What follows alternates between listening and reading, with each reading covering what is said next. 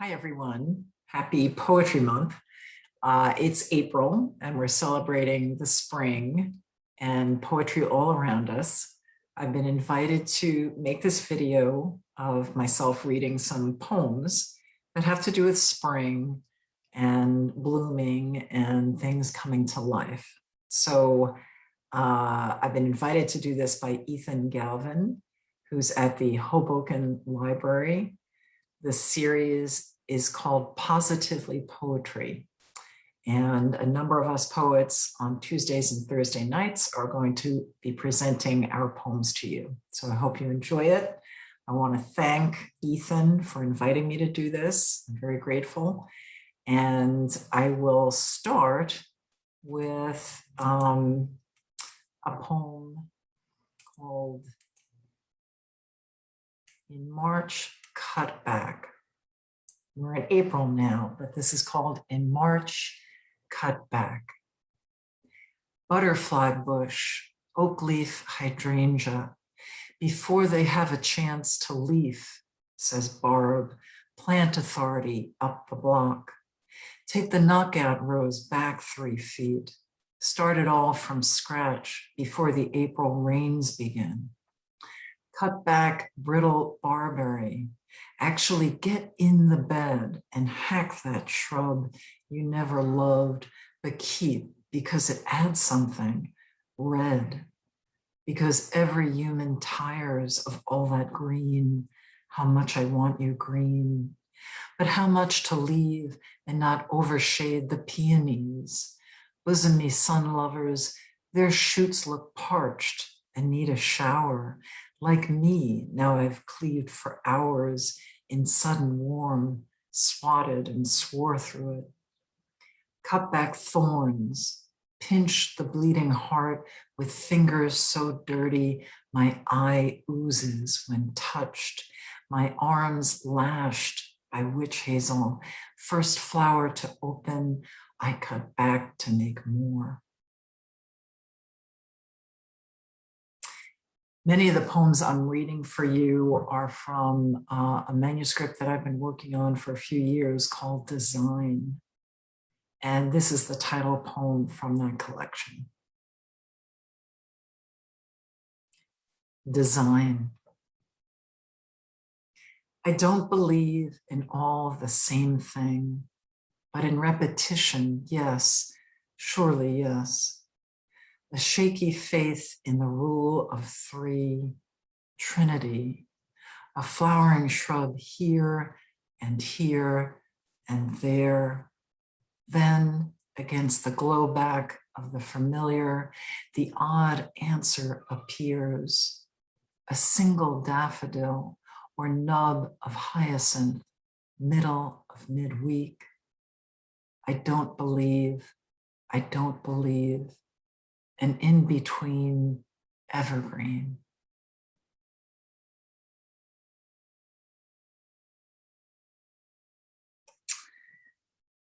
This next poem is technically, I guess, a pandemic poem.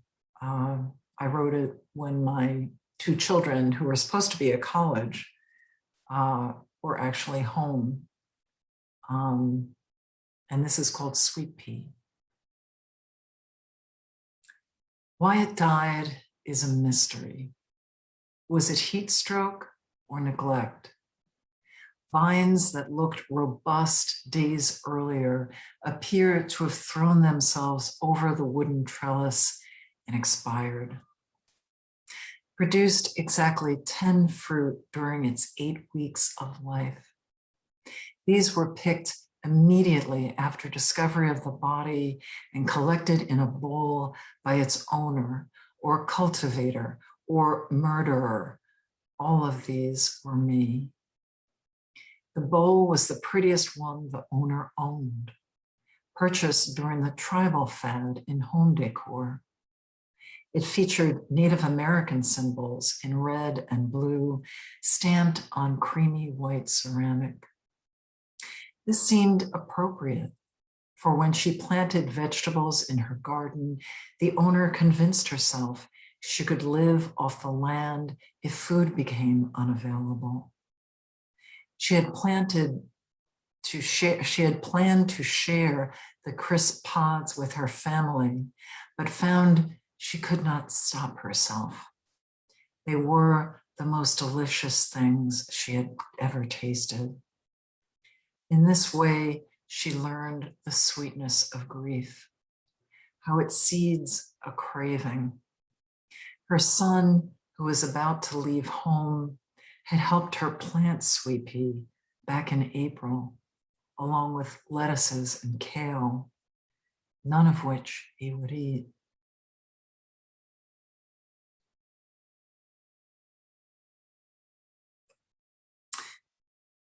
This is a poem that is about a flower, but it's kind of a winter flower.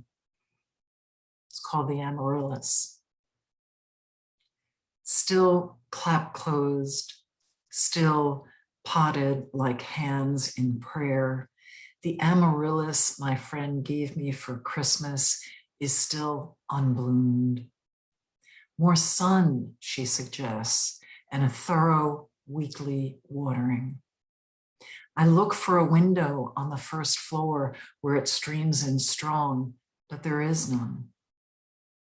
What I need is a room like the one I'd find my mother snoozing in, late afternoon in my growing up house.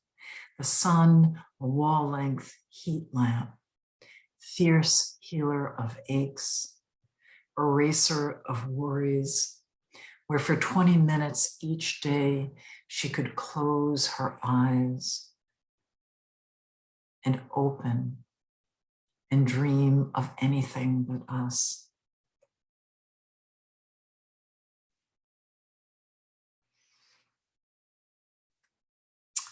This is a poem that is actually what is known as an ekphrastic poem. It was done for an exhibit at the West Caldwell Library a couple of years ago, where we were invited, several of us poets were invited to write a poem that was inspired by a piece of art. So this poem is called Green. Did I tell you I had a Vespa once? Pretty color, something between a turquoise and the Kelly green of my mom's favorite sweater. Dad got the bike cheap from Hatton Fist Farm when they sold. Teddy and I spent that summer fixing it up, took turns riding it to the lake, the rally races, and a couple of times to this spot right here. We talked about how we didn't want a life like Mom and Dad's.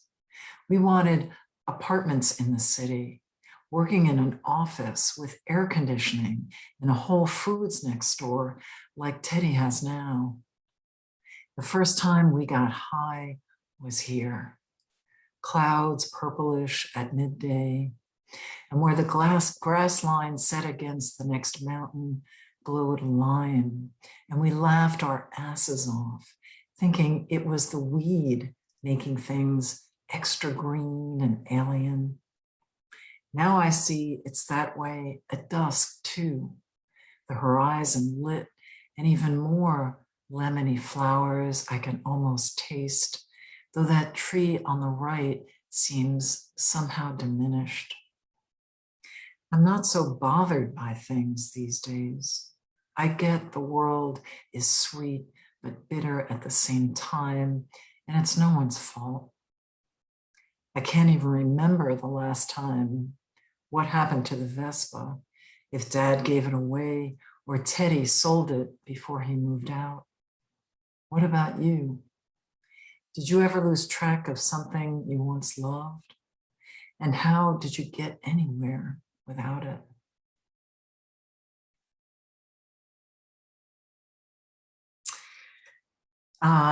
This next poem is from a time when I lived in Paris. I took my junior year abroad in college there.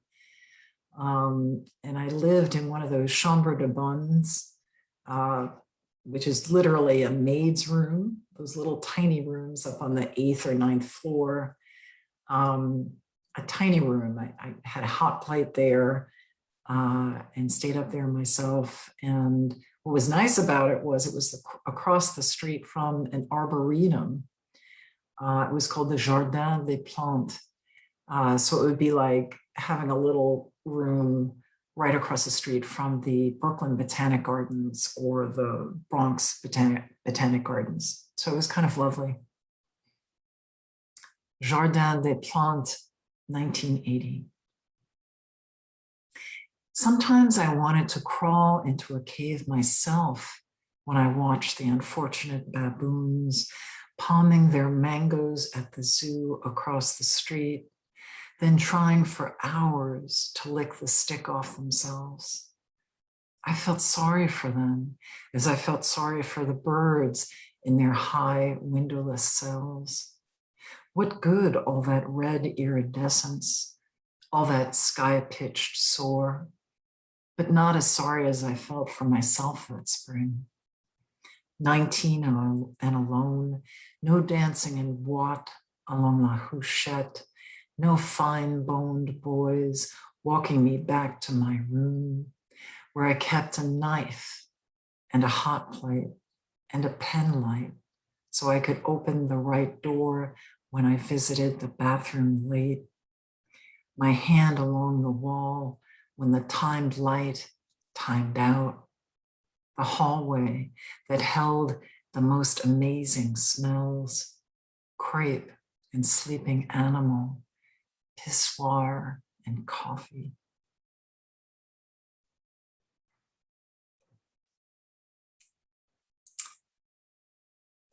This is also a poem from around those college years, maybe a few years after. To the professor I lived with, whom my mother called Svengali.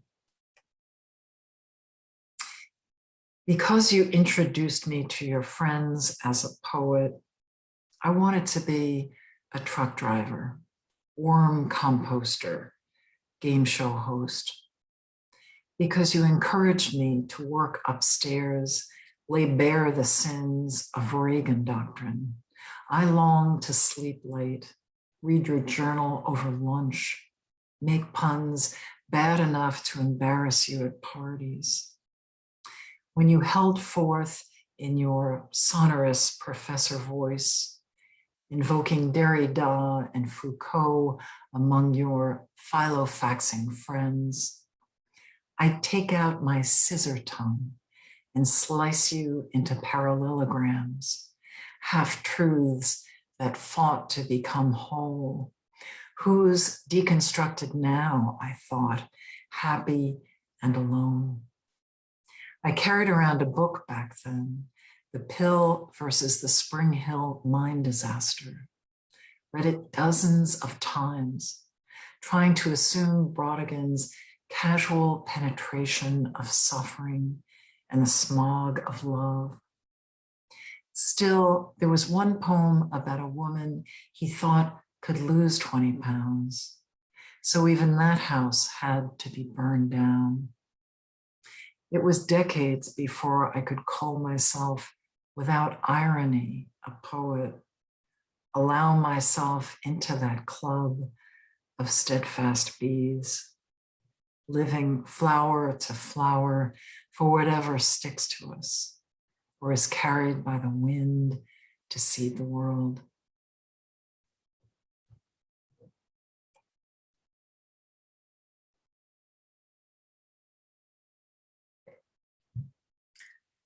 This next poem is also around that pandemic period of the last year that we finally seem to be coming out of. It's a little unclear right now, especially in New Jersey, where cases are stabilizing but had been rising for a long time. This is called My Daughter Comes Home from College to Quarantine. Here we are, like roommates from opposite coasts, drinking in the first warm day in May. I know she'd rather I was the boy at school she had just begun to know, and how I envy the ache she must feel across that wirelessness. She couldn't hide her disappointment at arriving with the outbreak, re-entering her old room like a 90s hit song she felt no nostalgia for. And yes, I wonder what passes between them at 2 a.m, shyly or eagerly on phones. What more could they have to say? The string of lights over her bed still twinkling, Lizzo or Drake playing faintly through the door. I think of all the times I said to her, "You don't listen." I think of all the times I said, "Love the one you're with." The virus has paired us. Girls' night to make dinner, to wash up, to watch SVU reruns, to see how Benson, Loveless, would figure this whole thing out, get home in time to put her kid to bed. Now the sun on our skin is a warm amnesia. She tells me about a friend who wants it to be the way it was before a boy left her, then left her again. In other words, impossible.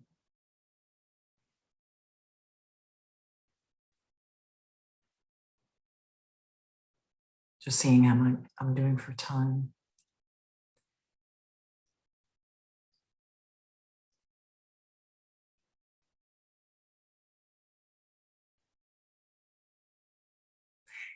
I'm going to read a poem called Letter to My Almost Former House. It's true, I'm getting ready to leave you. You're big and cold and expensive. And like any old lover, I've begun to badmouth you to friends. Once you were the center of my expanded life, full-skirted host to my largesse, display case for dead ant break fronts and thrift store taste, a cool backyard of Japanese maple and pine, 4 types of hydrangea and family close by.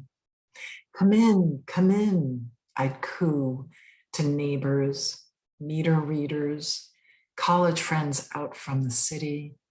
Sorry it's a mess, though I'd swept through your rooms like a hurricane. Twice I held Thanksgiving here, that deadly sin of pride, and 30 chairs etched scars on your floors. Now the dining room sits empty, the staircase quiet. The gaudy bills pile up and the flooding holds us under. Soon someone else will sit out back on jasmine evenings, share a cigarette and 2 fingers of good whiskey while the kids fall asleep. Compare your century-old body to a big bucket of cream.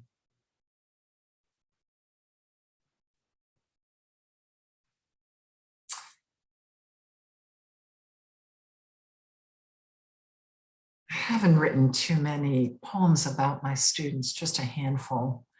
I teach at a number of places, one of them, the Fashion Institute of Technology. I also teach in my community at the adult school, and I teach seniors up at the 92nd Street Y. All jobs that I really love. But this one is about one of my college students, one of my FIT students from a few years back. My student who works in her parents' flower shop. My student who works in her parents' flower shop is late again, but because she smiles her gardenia smile as she bustles in, S's of basket straw still in her hair, I draw a flower by her name, not an L. She's taken a cab this time from the Lower East Side. So who can know the corners she's had to cut getting here? A touch too much baby's breath in the wedding bouquet, the ledger $20 short. The day the forsythia breaks open, I prop some in water on my desk because we are trying to name things precisely. The forsythia's out, I tell them, though I'm pretty sure no one else would care. Her paragraphs are a bramble of fragments, odd syntax, yet she excels at this kind of arriving. Dirt glazed, unrepentant, gone in a few weeks.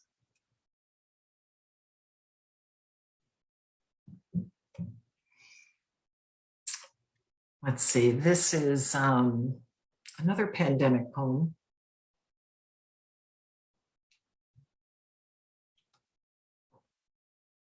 From this last year. And this has a few references to Jersey cultural icons. So I guess this is a true New Jersey poem. Desire. Gave out finally when they learned about the death of Adam Schlesinger, lead singer of Fountains of Wayne, from coronavirus. The news shared by the husband as he lay in bed checking Facebook. The wife scanning the medicine cabinet for a sleeping pill. How long had it been the phone he regarded before sleep? Desire had survived child rearing, unemployment, bad mattresses, depression, and the recent fear that one, if not both, had contracted the virus while commuting to and from work. The depression had centered around leaving the city 16 years ago. Gradually, she realized there were pleasures available to her here that were absent in New York. For instance, peonies, black-eyed Susans, coneflowers, Asiatic lilies, and Japanese forest grass, which didn't even have a flower. As the coneflowers dried, their seed heads attracted the American goldfinch, whose flash of intense yellow had an effect similar to a snort of cocaine when she lived on the West Side. There was also a band, a distinctly Jersey band, whose sweetly plaintive melodies made them both go quiet in the car. Hearing the news in the bathroom made her stop and notice her just brushed teeth were numb, her tongue cold. She returned to her side of the bed and lay silent as he played one of their songs on his phone. They'd been told not to touch their faces. They did not touch each other's face.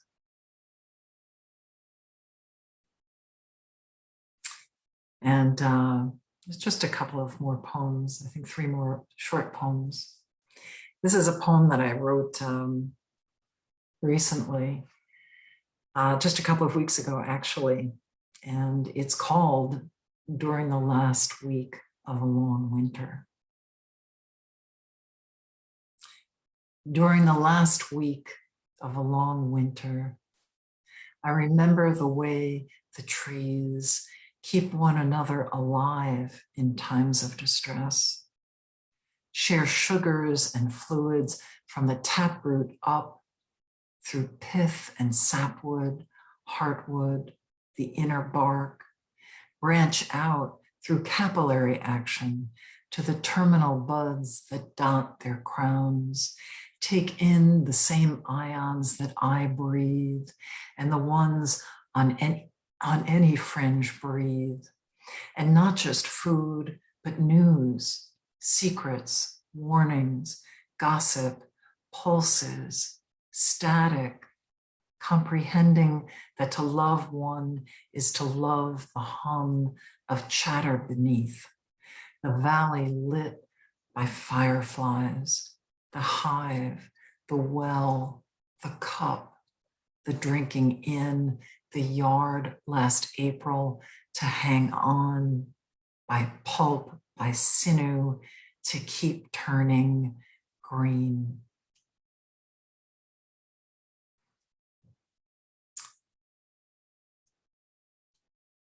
This poem,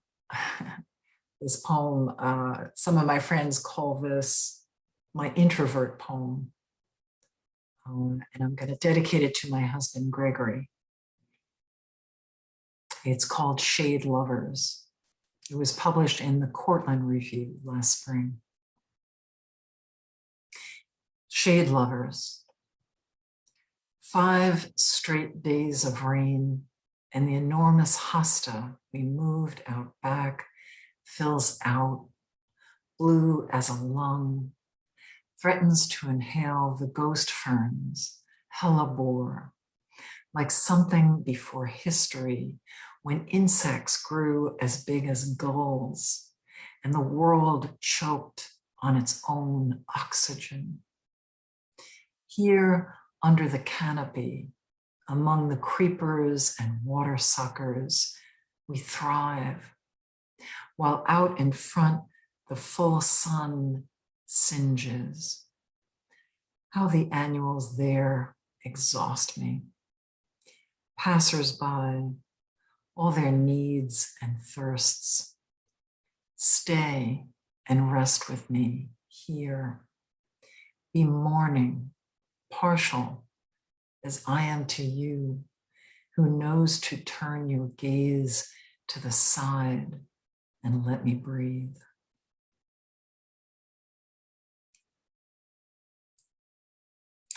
So I have just one poem left, and I want to take this opportunity once again to thank the Hoboken Library for inviting me to record these poems for Poetry Month. I want to send a special shout out to Ethan Galvin at the library, who's been a good friend, a good poetry friend and a good friend over these last several years. It's been a tough year for everybody. So let's be joyous that we're alive, we're well, and there seems to be a light at the end of this tunnel. This is my last poem for you, and it was published in New Ohio Review just last year. It's called Someone Threw Down a Wildflower Garden in an Empty Lot in Newark. And now, instead of staring at the weeds and broken bottles from the train platform, we're taking in a scene from a Monet. Asters, cosmos, little yellow fists of something, all random and confetti. I'm half expecting a lady in a high-waist dress and bonnet to appear on a diagonal stroll through its splendor, pausing with her parasol so we can selfie with her. Maybe she'll hop aboard the light rail to the Amtrak station, get off in DC, step back into the painting she escaped. Who was the genius who thought of this? What meadow in a can Samaritan got sick of passing the 4-acre eyesore on the walk to work, shook pity into blossom? To whom do I write my thank you? Mayor, surveyor, county clerk, church lady, who marched down to City Hall, begged anyone who would listen. Thank you so much for listening to these poems today, and enjoy the spring. Thank you so much.